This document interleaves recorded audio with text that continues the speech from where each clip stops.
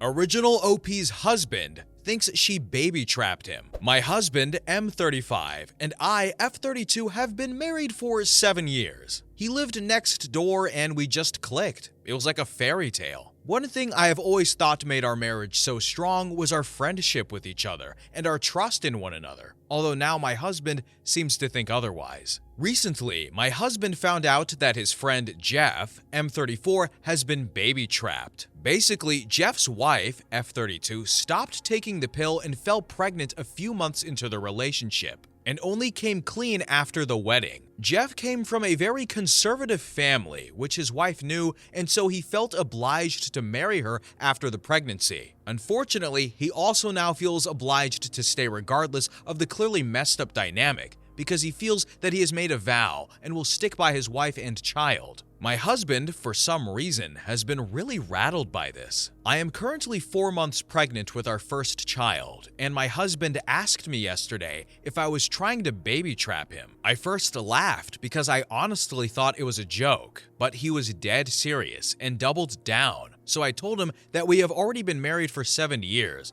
and a baby was not going to trap him already more than he already is. My husband did not like that answer and said that there was no limit on baby trapping and that my intentions were clearly not pure, given how I was acting as if his concerns were a joke. He said he had trusted me in the past, but me laughing in his face gave him no reason to trust me now. I do not really know what he wanted or how I was meant to respond, and I said we should talk about this in the morning. Today I woke up and my husband was gone, but I did have a nasty text from his brother, M28, saying that I had forced my husband into this pregnancy. Despite it having been a joint decision, my husband is MIA and not responding to calls or texts. And now I'm wondering how on earth to go forward. Any advice is appreciated. What is going on with the husband? Maybe he cheated? Maybe something else happened? Maybe, seeing what happened to his friend is resonating with him somehow? But like the wife OP said here, their child was a mutual decision. And then the brother sends a nasty text? What's going on? Therapy solves a lot of problems, people. Anyway, let's continue. Update. Not sure if I'm allowed to post here again, but I wanted to quickly update everyone who was kind enough to give me some advice. I didn't respond to anyone because my post was locked quite quickly, but I have read every single comment and message. I am very grateful. I realized while I was reading the comments that everyone was right.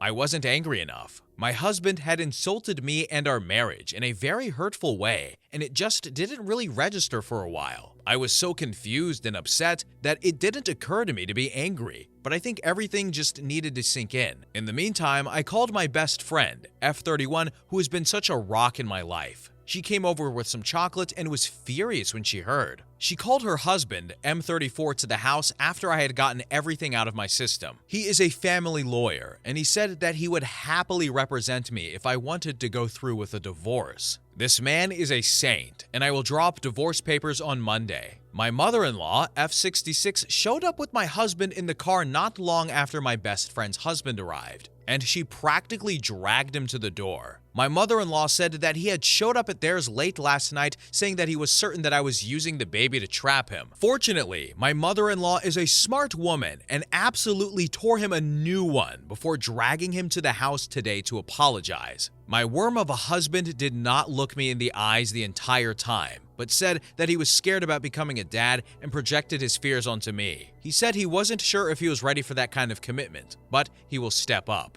as if he is some kind of hero. Eye roll. I called him a coward and told him that he should stay with his parents until I'm ready to talk to him. I didn't want to say anything about the divorce papers because I didn't know what his reaction would be, but he will find out soon enough. I also showed my mother-in-law the text from my brother-in-law, and her face was like a storm cloud. I don't know what will happen there, but I'm sure it will be bad. For now, I am exhausted and just want to curl up and cry. My best friend has said she'll spend the night with me and we can watch silly movies. I've also made an appointment with a therapist for next week, but for now, I just need to rest. I am exhausted and devastated that my marriage has come crumbling down. Sorry for the sad ending, everyone. You know how a few years ago, everybody learned what gaslighting meant and now people won't stop saying it? I feel like that is what happened to this guy, but it was the term baby trapping. And number two, this mother-in-law is awesome. I'm sure you've heard a lot of stories. I have read a lot of stories where the husband does something bad, and then the mother will be like,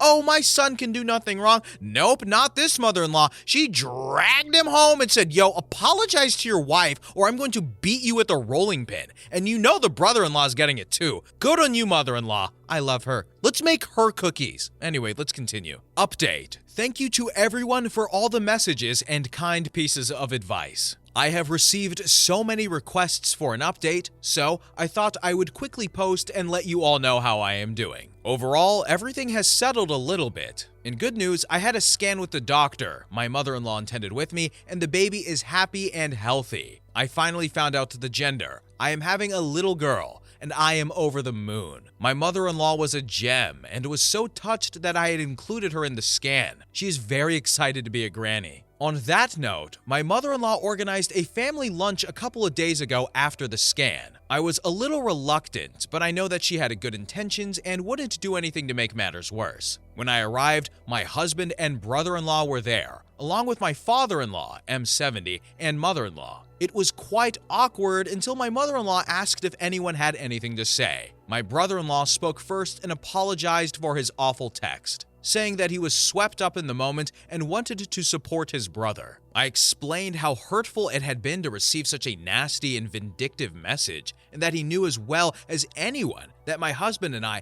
have been trying for almost a year. He hung his head and mumbled something. That was pretty much the last I heard out of him for the afternoon. Next, my mother-in-law looked quite pointedly at my husband, but he actively avoided anyone's eyes. Eventually, she spoke up and announced that my husband would no longer be welcome to stay in their house. She said that she was ashamed to have her son behave the way that he has, and that she would prefer to make space for her granddaughter rather than have some, quote, lowlife hanging around. My husband had opened up his mouth to say something earlier, but his eyes lit up when she said granddaughter. My husband always wanted a girl, and he was suddenly in tears, saying that he was so pleased to hear the gender. My husband was suddenly wanting to touch my belly and asked if he could come home and paint the nursery. I told him in no uncertain terms that he was not welcome and that he had destroyed any trust I had in him. I told him that if I took him back, I would be worried that he would disappear at any kind of big news and that I couldn't have someone at my side who balked at the first chance. He asked me if I was telling him it was over, and I point-blank told him that I had engaged a lawyer. My husband was kind of frantic, but I felt so calm, like someone had put a blanket over me in the situation. Normally, I am a big crier, but I felt so removed from everything. My husband said that this was not fair. He had shown a little bit of panic and suddenly I'm throwing away our life and denying him from his daughter? My father-in-law reminded him that this is the same baby he felt trapped by no more than 2 weeks ago. My husband said it was a mistake and he was stressed, but my mother-in-law asked him how he thought I felt. She asked him to imagine being so vulnerable and giving up your body to grow a family, and suddenly the one person you trust is accusing you of terrible things. He said it was a mistake, and he projected his fears onto me. I told my husband that I felt so broken when he left because I had all these dreams of a beautiful family which came crashing down in an instant.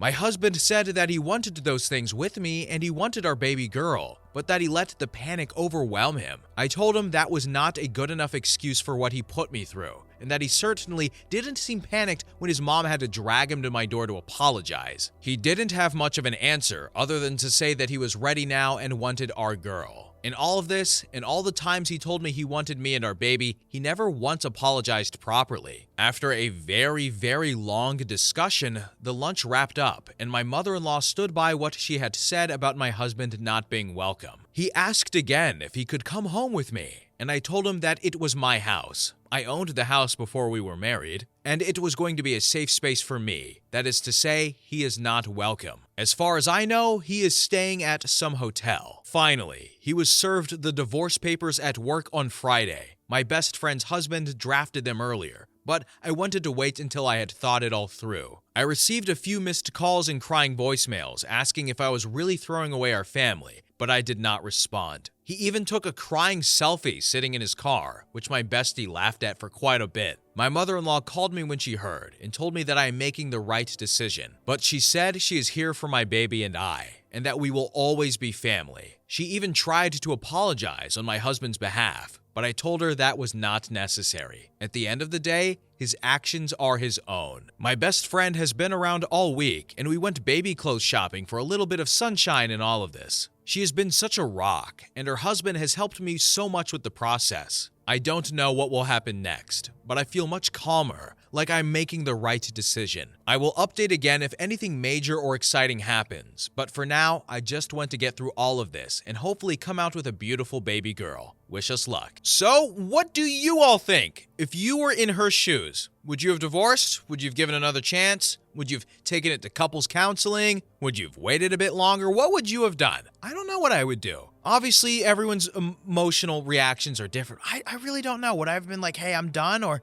I would have been like, this is strike 1, 2, and 3.5. If you even sneeze the wrong way, you're done. That's what I probably would have done. Anyway, let's continue. Next story. Story number 2. TikTok ruined my marriage. I, 37F, am going through a divorce from my husband, 43M, because he is not the same person I married anymore. We've been married for 12 years. We have 2 daughters. I thought everything was perfect in our life. We had good communication, a good life, there were arguments, but we solved those as a team. Until one day, my husband started obsessing over the traditional life. We were not a traditional couple. We both work, we both do chores and childcare. He didn't complain about it. Around March this year, he started acting weird. He complained about how I looked. He complained about the food. He complained about me working long hours. I work the same hours as he does. Throughout our marriage, he never had any complaints about the food I cook. I dress up in a more comfortable attire when I'm in my house. He's never had a problem with that, ever. It all started to change when he started to consume traditional TikTok videos. I noticed he watches videos of a certain popular TikTok girl who posts content about being a traditional wife. Her content looked made up and not realistic to me because it was 100% made for the male audience. From there, my husband started complaining. Why can't you dress like her when you're at home? Why don't you cook like her?